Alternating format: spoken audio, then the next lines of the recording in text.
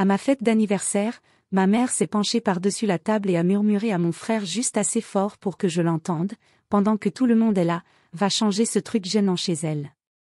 Je me suis figée.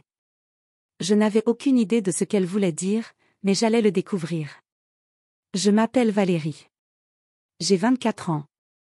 Je travaille comme graphiste junior dans une petite agence de création du centre-ville. Je vis maintenant de façon indépendante dans un 2 pièces que j'ai décoré moi-même, mais je suis toujours proche de ma famille. Du moins, je le croyais. En grandissant, je n'ai jamais été la fille la plus jolie, la plus extravertie, ni celle qui rendait mes parents fiers. Mon frère aîné avait tout ça. Il était charmant, il avait réussi à sa manière. Et il avait cette confiance naturelle qui attirait les gens vers lui. J'étais plus réservée. J'avais du mal avec mon image corporelle, mon anxiété sociale, le sentiment d'être à la hauteur. Et honnêtement, ma famille ne m'a pas aidée. Elle a rendu les choses plus difficiles. Cette fête d'anniversaire au café était censée être ma journée. Une petite fête intime avec des gens que je voulais vraiment avoir autour de moi. Seulement 12 personnes. Ni trop grande, ni trop formelle. Je l'attendais avec impatience depuis des semaines. Et j'avais même osé quelque chose. J'avais acheté une nouvelle robe. C'était simple. Rien de fou, mais c'était différent pour moi. Ça m'a donné confiance en moi. Ce sentiment n'a pas duré longtemps. Si votre famille vous a déjà volé un moment, abonnez-vous dès maintenant et dites-moi d'où vous regardez. Je veux entendre votre histoire. C'était un samedi après-midi, quand tout a basculé. Le café était chaleureux et lumineux, un de ces endroits avec des briques apparentes et un bon café. J'étais arrivée tôt pour m'assurer que tout était prêt.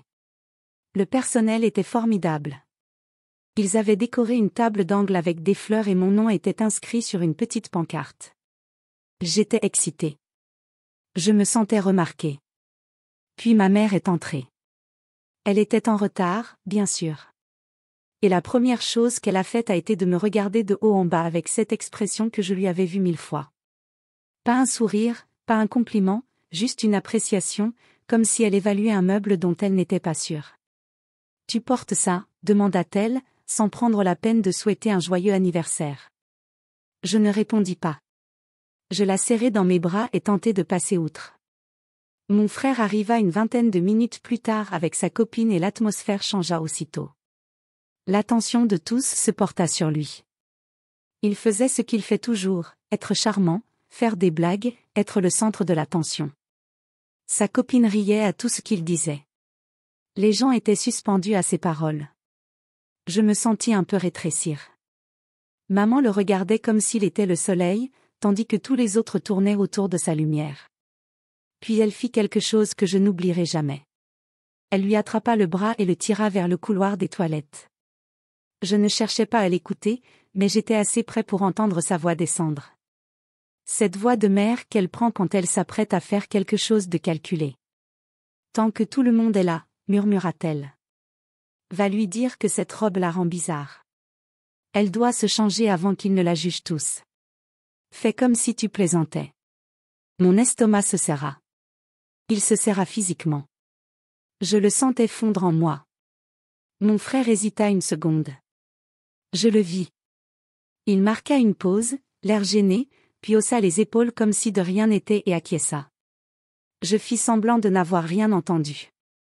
Je me détournai et m'occupai à vérifier le gâteau, mais mon cœur battait la chamade et j'attendais la trahison que je savais déjà venir. Il revint à table 1 minute plus tard. Tout le monde mangeait des amuse-gueules. La conversation était légère et normale. Puis il le dit assez fort pour que toute la table l'entende. « Val, sans vouloir offenser personne, mais cette robe donne trop d'efforts. Tu devrais peut-être aller te changer. » La table se tut.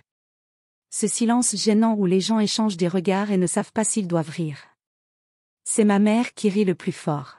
« Pas vrai ?» Elle dit sur ce ton, comme si elle voulait juste aider.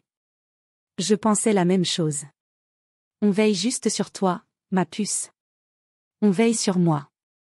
C'est ce qu'elle appelait une humiliation publique devant les gens que j'avais invités à fêter avec moi. J'ai senti mon visage brûler. Je sentais la chaleur me parcourir les joues et le cou.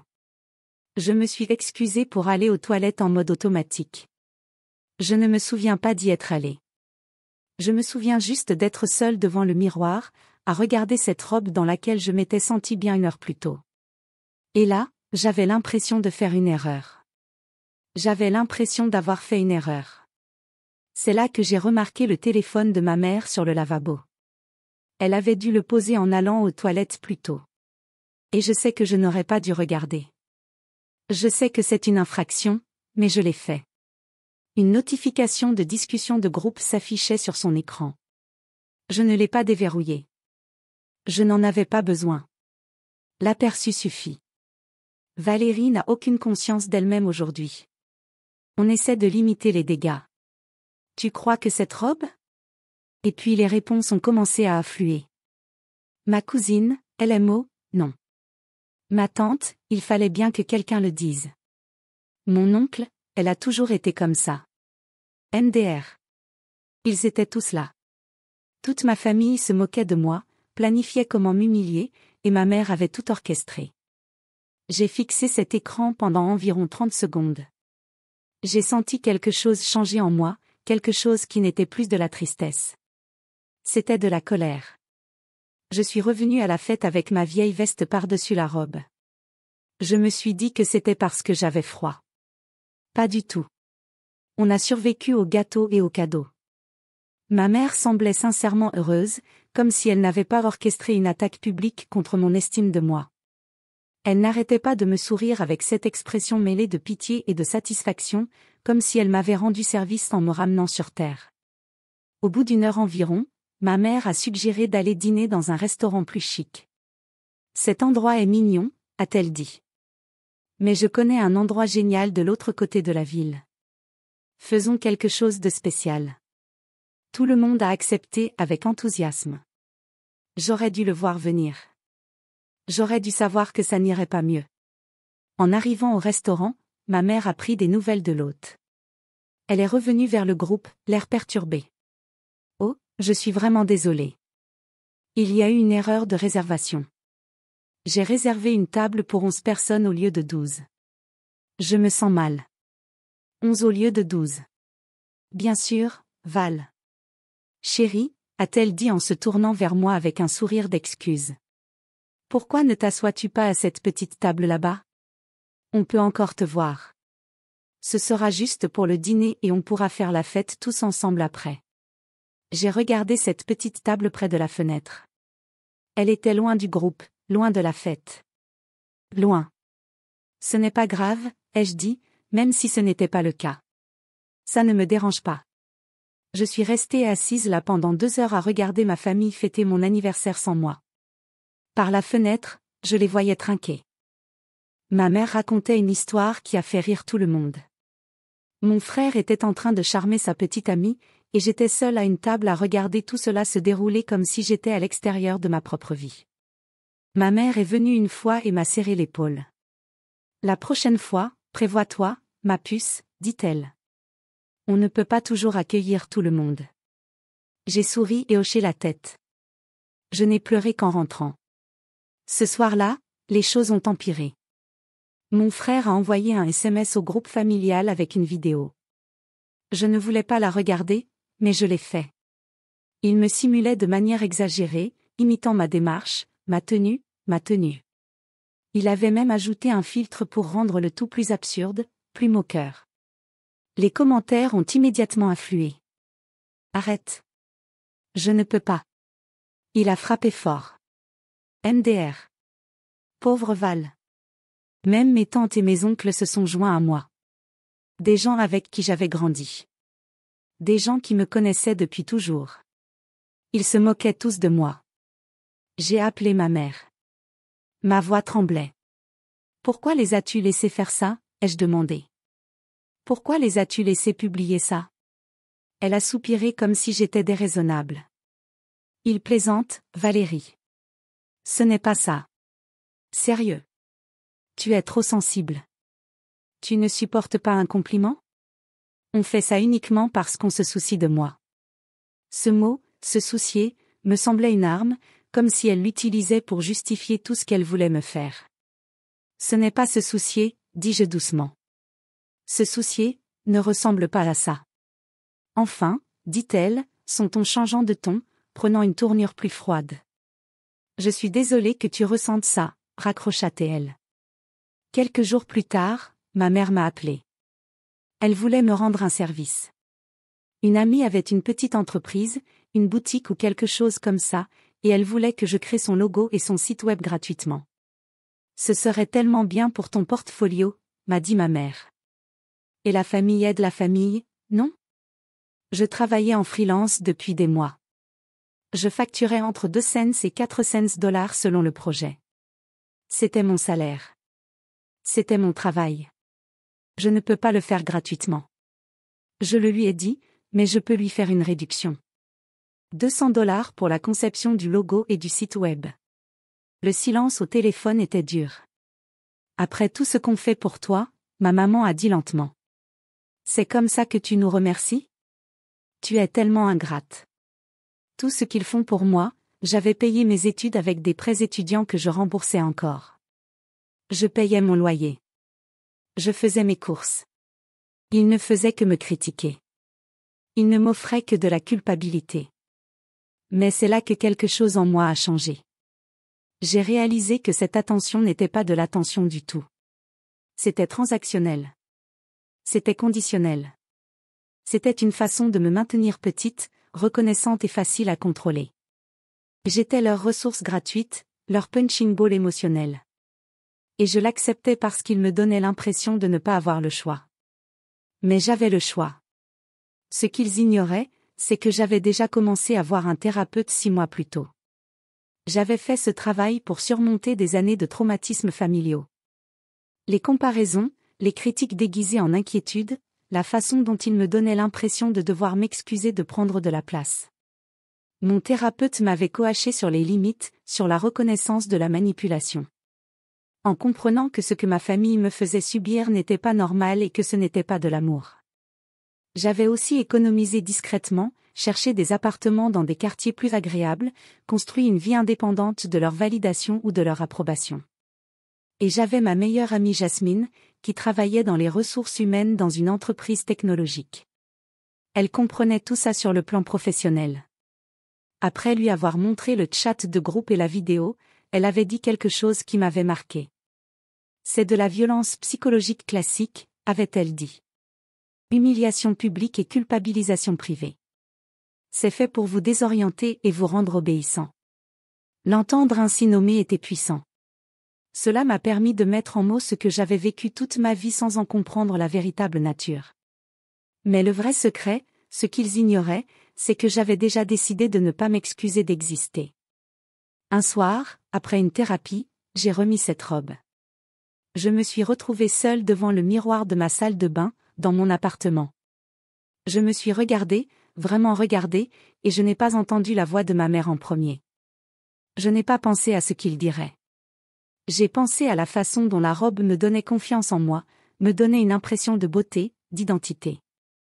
Je l'ai portée. Je me sentais belle dedans. Ce petit changement a tout changé. Après avoir refusé le travail de création gratuit, ma mère a envenimé la situation. Elle m'a envoyé un texto disant que tout le monde me demandait pourquoi je ne venais pas au prochain dîner de famille, que je les embarrassais. Mon frère m'a répondu, « Mec, ce n'est pas si grave. Arrête de dramatiser. » Mes cousins m'ont contacté avec une fausse sympathie. « Tu nous manques. » Maman et tante plaisantaient. Le groupe familial a explosé de messages passifs-agressifs me traitant de froide et d'ingrate. Ma mère m'a même appelé en pleurant, disant que je détruisais la famille. Ils pensaient avoir gagné. Ils pensaient que m'isoler me ferait peur et me forcerait à me soumettre, que je m'excuserais et accepterais l'humiliation et que tout rentrerait dans l'ordre. Jasmine m'avait aussi prévenu. Ils vont s'envenimer quand on pose des limites. Elle avait dit, c'est le schéma. Ils te feront culpabiliser de te protéger.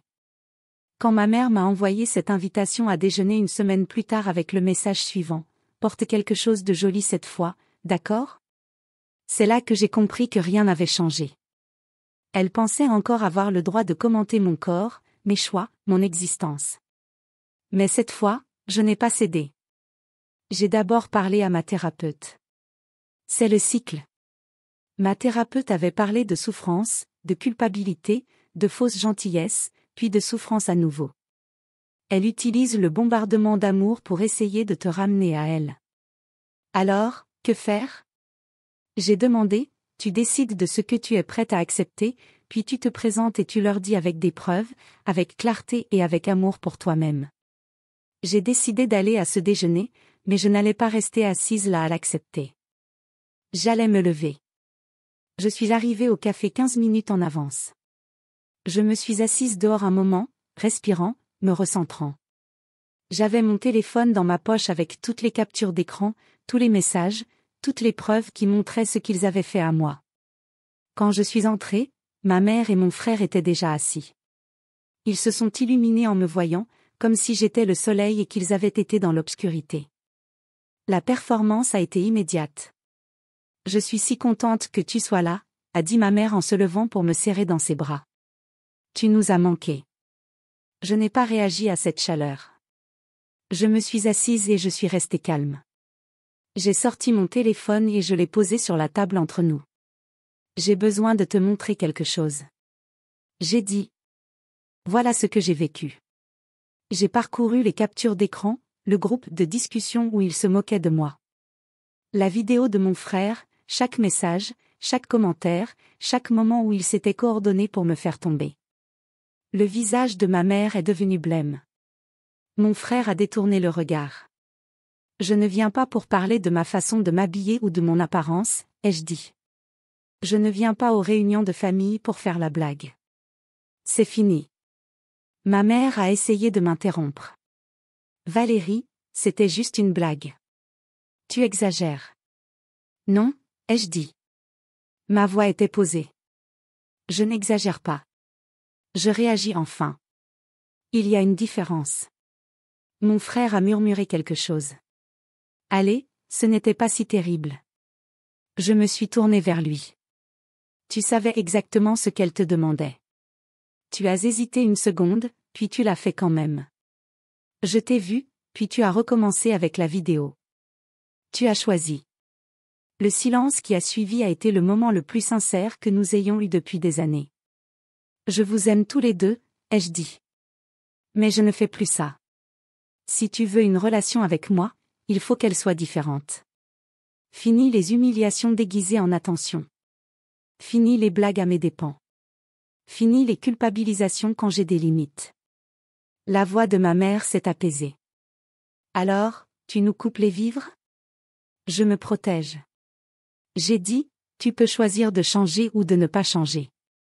Mais je n'attends plus que tu me traites comme si j'étais importante. Je sais déjà que j'ai de l'importance. Je n'ai plus besoin que tu me le confirmes. Je me suis levée. J'étais calme. J'étais lucide.